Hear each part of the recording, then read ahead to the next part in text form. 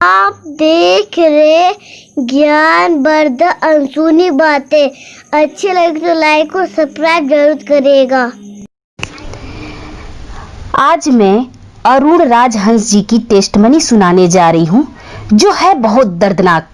सुनिएगा जरूर।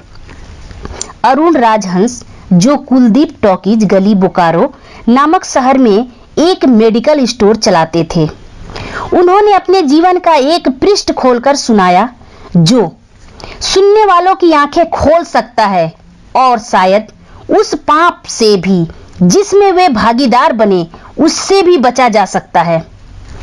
बोकारो जैसे शहर में एक मेडिकल स्टोर था, जो कि अपने स्थान के कारण काफी पुराना और अच्छी स्थिति में था। लेकिन जैसा कि कहा जाता है कि धन एक व्यक्ति के दिमाग को भ्रष्ट कर देता है, और यही बात अरुण राजहंस जी के साथ भी घटित हुई। अरुण जी कहते हैं कि मेरा मेडिकल स्टोर बहुत ही अच्छी तरह से चलता था और मेरी आर्थिक स्थिति भी बहुत अच्छी थी। अपनी कमाई से मैंने जमीन और कुछ फ्लैट खरीदे और अपने मेडिकल स्टोर के एक क्लिनिक लेबोरेटरी भी खोल ली। लेकिन मैं यहाँ झूठ नहीं बोलूंगा, मैं एक बहुत ही लालची किस्म का आदमी था, क्योंकि मेडिकल फील्ड में दो गुनी नहीं बल्कि कई गुना कमाई होती है। शायद ज्यादातर लोग इस बारे में नहीं जानते होंगे कि मेडिकल प्रोफेशन में 10 रुपए में आने वाली दवा आराम से 70-80 रुपए में बिक जाती है। अगर कोई मुझसे कभी 2 रुपए भी कम करने को कहता तो मैं ग्राहक को मना कर देता। खैर, मैं हर किसी की बारे में बात नहीं कर रहा, मैं सिर्फ अपनी बात कर रहा हूं। वर्ष 2008 गर्मी के दिनों में एक बूढ़ा व्यक्ति मेरे स्टोर में आया। उसने मुझे डॉक्टर की पर्ची दी। मैंने दवा पढ़ी और उसे निकाल लिया। उस दवा का बिल 560 रुपया बन गया। लेकिन बूढ़ा सोच रहा था, उसने अपनी सारी जेब खाली कर दी, लेकिन उसके पास कुल 180 रुपए थे। मैं उस समय बहुत गुस्से में था, क्योंकि मुझे काफी समय लगाकर उस बूढ़े व्यक्ति की दवा निकालनी पड़ी थी और ऊपर से उसके पास पर्याप्त रुपए भी नहीं थे। बूढ़ा दवा लेने से मना भी नहीं कर पा रहा था। शायद उसे दवा की सख्त जरूरत थी। फिर उस बूढ़ा व्यक्ति ने कहा, मेरी मदद करो, मेरे पास कम पैसे हैं और मेरी पत्नी बीमार है। हमारे बच्चे भी हमें पूछते नहीं हैं। मैं अपनी पत्नी को इस तरह वृद्ध अवस्था में मरते हुए नहीं देख सकता।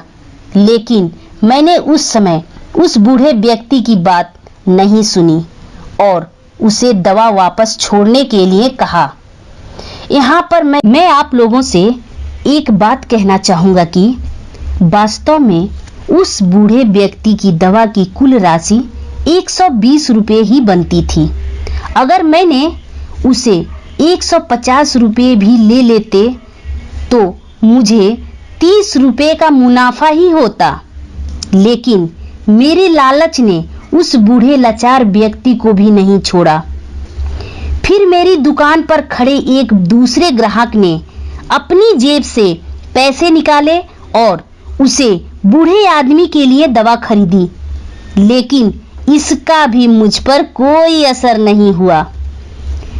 मैंने पैसे लिए और बूढ़े को दवाई दे दी। समय बीत गया और वर्ष 2009 आ गया। मेरे इकलौते बेटे को ब्रेन ट्यूमर हो गया। पहले तो हमें पता ही नहीं चला, लेकिन जब पता चला तो बेटा मृत्यु के कगार पर था।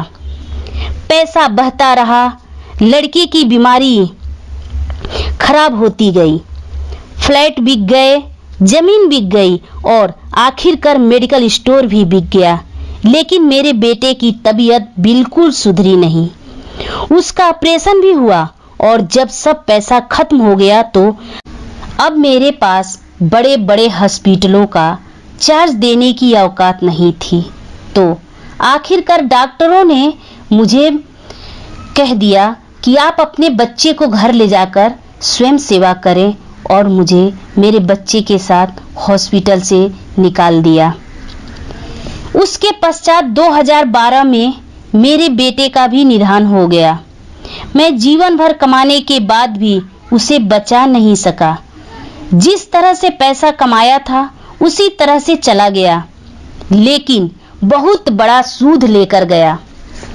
2015 में मुझे भी लकवा मार गया और मुझे चोट भी लग गई।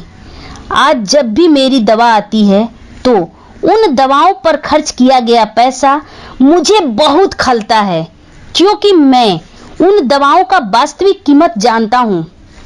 एक दिन मैं कुछ दवाई लेने के लिए मेडिकल स्टोर पर गया और 100 रुपये का इंजेक्शन मुझे 700 रुपये में दिया गया, लेकिन उस समय मेरी जेब में 500 रुपये ही थे और इंजेक्शन के बिना ही मुझे मेडिकल स्टोर से वापस आना पड़ा।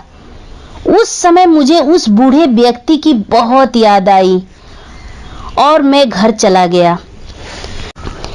मैं आप लोगों से कहना चाहता हूं कि ठीक है, हम सभी कमाने के लिए बैठे हैं, क्योंकि हर किसी के पास एक पेट है, लेकिन सही तरीके से कमाएं, ईमानदारी से कमाएं। गरीब लाचारों को लूट कर कमाई करना अच्छी बात नहीं है, क्योंकि नर्क और स्वर्ग केवल इसी धरती पर ही है, कहीं और नहीं है।